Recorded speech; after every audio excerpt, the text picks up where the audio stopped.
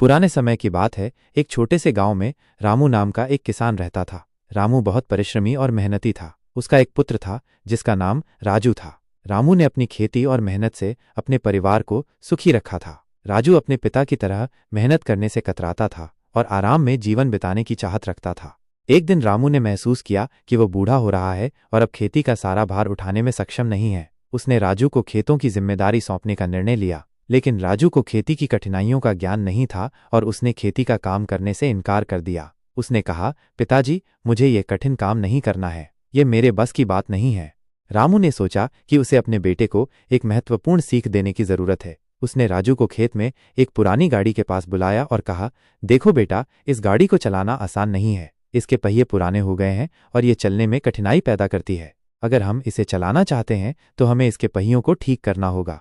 रामू ने राजू से कहा, तुम इस गाड़ी के पहियों को बदल दो और फिर इसे चलाने की कोशिश करो। राजू ने पहियों को बदलने का काम शुरू किया और उसे बहुत कठिनाई हुई। उसे पसीना आ गया, हाथों में छाले पड़ गए, लेकिन उसने हार नहीं मानी। आखिरकार उसने पहियों को ठीक कर लिया और गाड़ी को चलाने में सफल हुआ।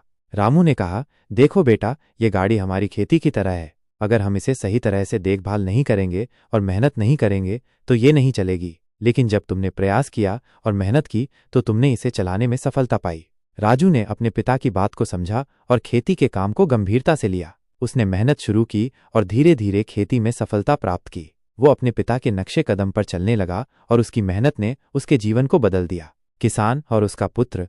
कहानी का सारांश।